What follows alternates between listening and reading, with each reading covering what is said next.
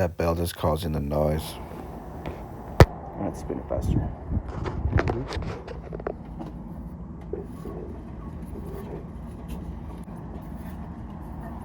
Put it back on.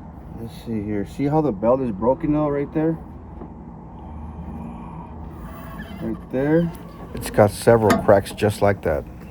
That could be causing the noise. Also, we might need to lubricate the bearings, so we're looking into lubricating those as well. See all this dirt on there? We need to definitely clean this whole system out. We usually like to pull this blower motor out. Let me see if I can do that. Okay. Let's see here. How bad is this? We're gonna wash this thing. The whole system. Let's just renew it. So you can see the economizer has a bunch of dust.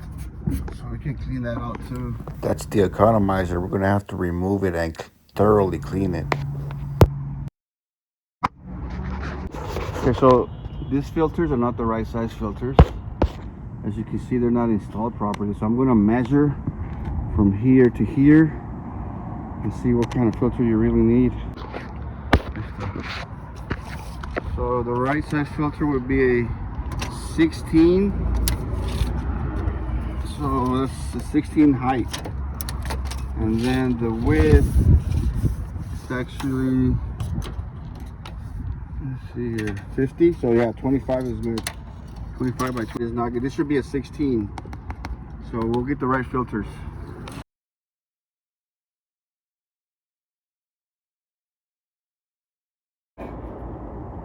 If we clean these out, your system will cool a lot better and the electrical bill will come down.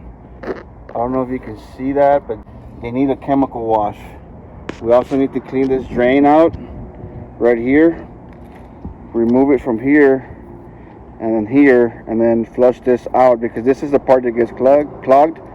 And then we'll put some pressure in here, and then as we're cleaning the pan and the coils, this all the water and that junk will come out of here. So far the system definitely needs to be washed, chemically washed and sanitized. This is the electrical compartment right here. As you can see, it's full of spider webs. So This can actually catch on fire if there's ever any arcing. what I usually do, I like to redo all the electrical connections, all those terminals. We need to replace this contactor,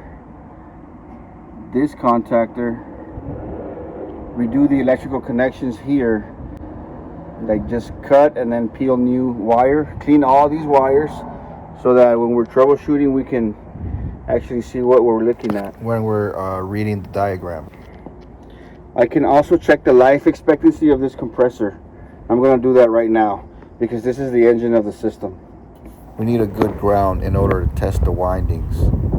Let's see if it's worth even doing the maintenance. So we're going to test each winding right now and see how long this compressor is going to last. This is a mega ohm reader, and it lets you know if the insulation on the windings are deteriorating. It's still good, in good condition. If it wasn't, you would see a red light over here. But see that? You see nothing. Actually, you see an on light right here. If there's above 1,000, no light, so that means it's really good. This compressor is gonna last you guys a long time. If it was bad, you would see a red light right here. So We know that the compressor is the engine of the system and that it's in good health. This information helps me know what the amp draw should be while the motor is running. looking for a model number, but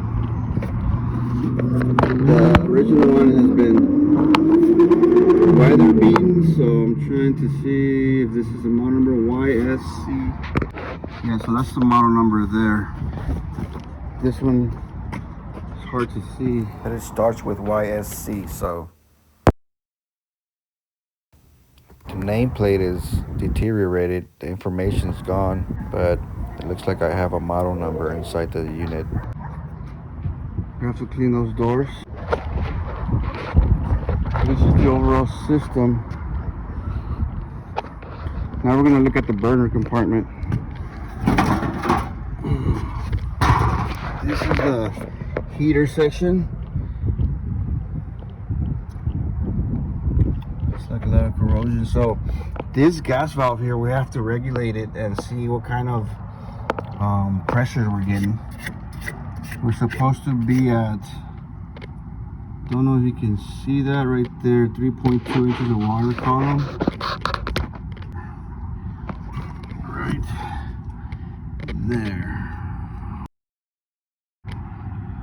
So We're going to adjust the inches of water column to 3.2. If you look closer, you will see that the manufacturer wants us to adjust it to 3.2 inches of water column. So we're going to put a manometer on there and regulate it so that the gas is not too rich. If the gas is too rich, it will cause condensation inside the heat exchanger and it will cause corrosion. And it will fail prematurely due to moisture damage. We call that having a crack in the heat exchanger. The heat exchanger is the most important and expensive part of the heater section, and doing this will help preserve it. here, This is where we're going to put our manometer when we come back and determine where the system is at to see if it's over the 3.2. And this is the adjuster right there. so we gotta clean that off. I'm just getting the information right now. Wow, this thing's very high voltage. And this is the other coil that we have to wash. This is the condenser coil. So it's this section here, the inside, right there. All in there, we have to clean it.